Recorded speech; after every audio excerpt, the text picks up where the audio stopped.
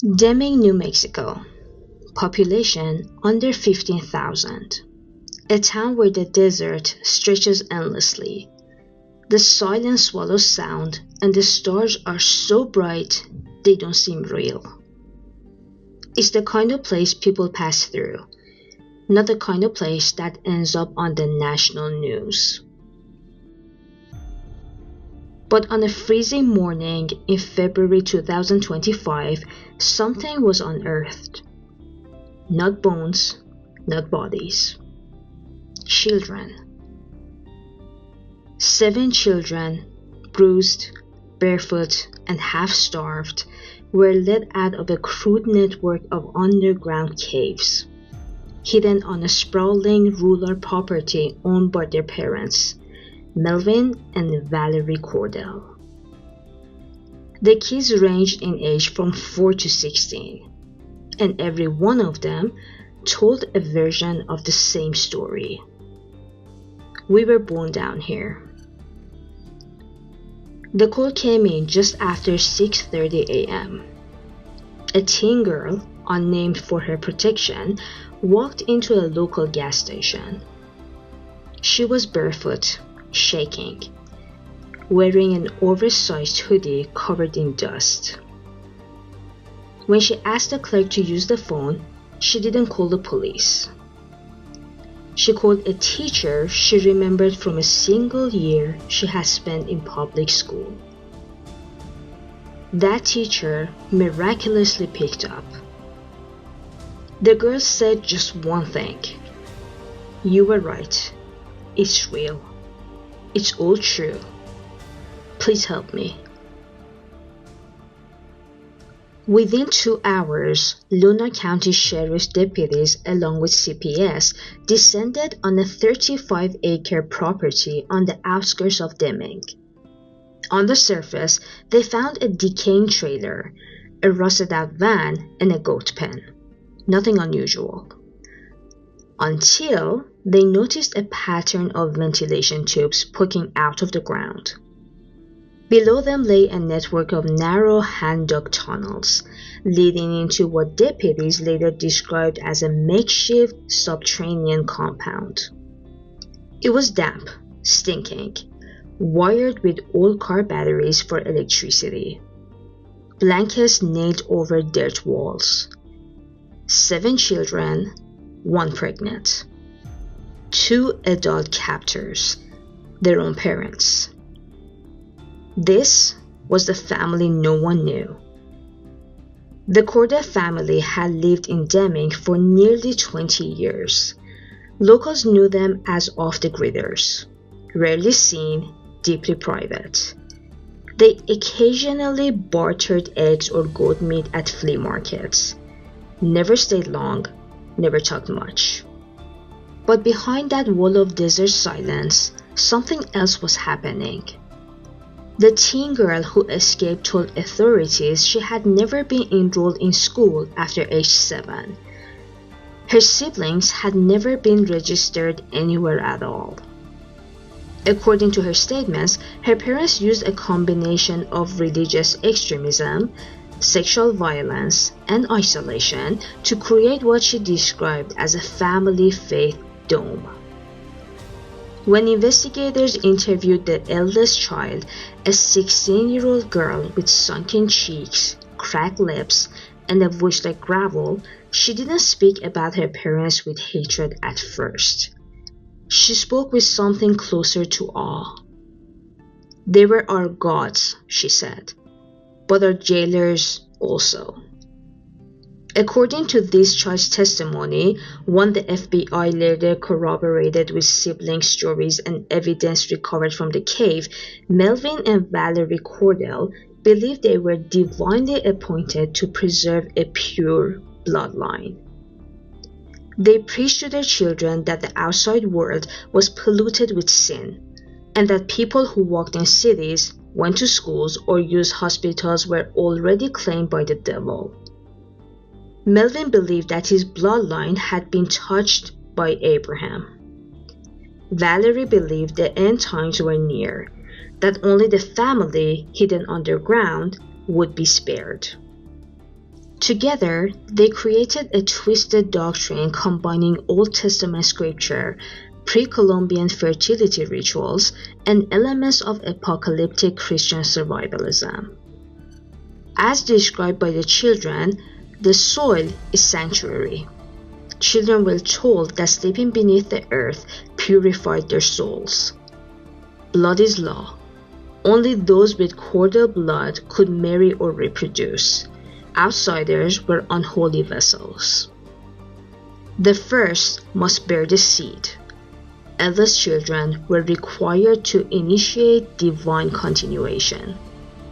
This belief allegedly led to incestuous abuse that began at age 12 for the eldest daughter and was eventually expected of her younger siblings.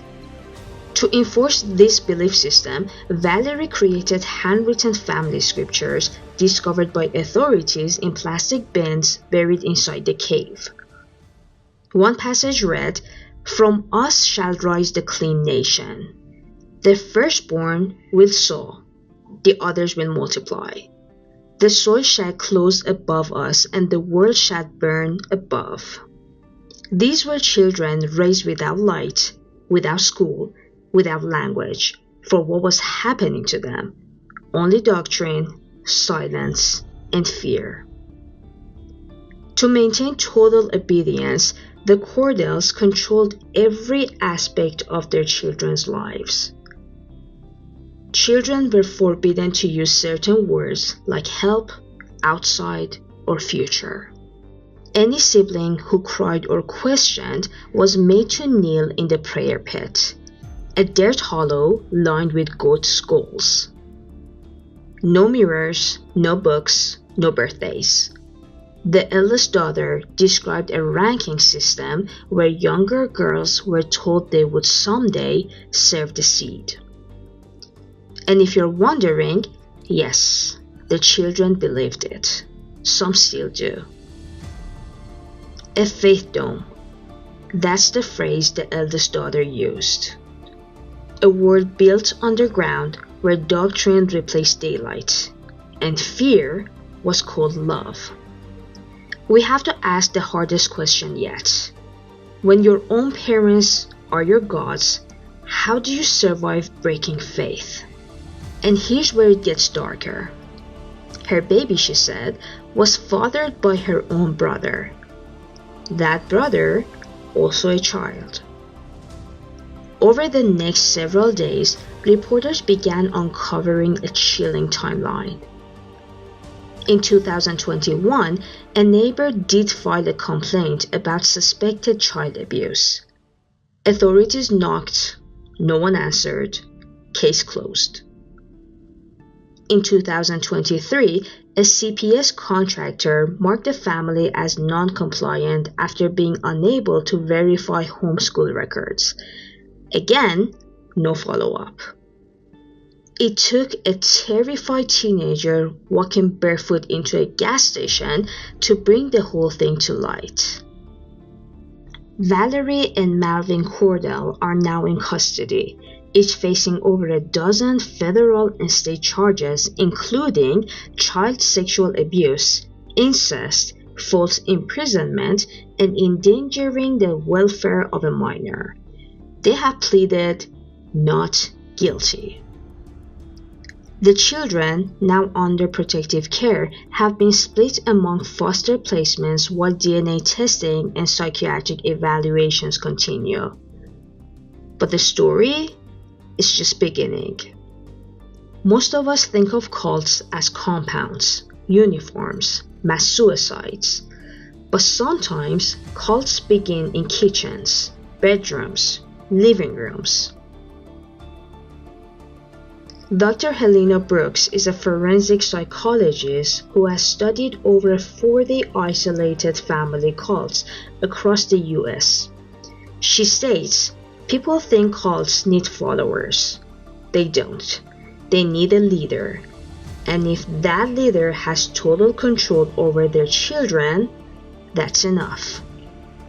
In the Cordell case, Malvin and Valerie created a closed belief system where everything, from food to language to touch, was dictated by divine rules. There were scriptures, punishments, rituals, and a theology that made obedience holy and questions sinful. Dr. Brooks states it's psychological ceiling. No information in, no questioning out. The children's world becomes the leader's mind. The eldest daughter, 16, soft-spoken, told investigators that her father would say, "The pain is the path. Suffering is proof of your spirit." Those aren't just words, they're psychological traps. Elena Marquez, trauma therapist, states when a child is abused and told it's sacred, their nervous system doesn't know how to reject it. The body braces, but the brain justifies. That's trauma bonding. The children were not just physically abused, they were taught to see their abuse as love, ritual, even prophecy. Elena Marquez says, "We often ask, why didn't they tell someone?" But the harder truth is, many of them didn't know anything was wrong until the day they escaped. After the rescue, the children were separated for protection. But one major question remains. How do you help kids raised underground, on lies, re-enter the world? Cult recovery specialist Jared Tate says, "You don't start by breaking the belief. You start by building trust. You say, you're safe, you're allowed to ask questions, and most importantly, you're allowed to say no." It starts small, choosing their own food, picking a book, touching sunlight, and then, little by little, Tate continues, they realize that God doesn't strike them down when they step outside the dome. And that's the moment their real life begins. The caves in Deming are quiet now. But for the children who lived in them, the journey has just begun. If you found this episode difficult, good. It should be. But stay with us.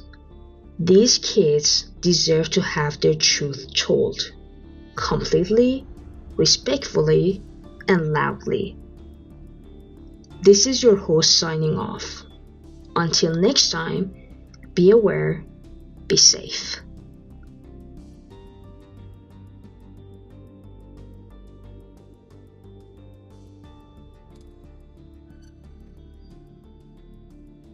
Please leave any theories or comments you might have for us down below. We're really interested to know what you think about this case.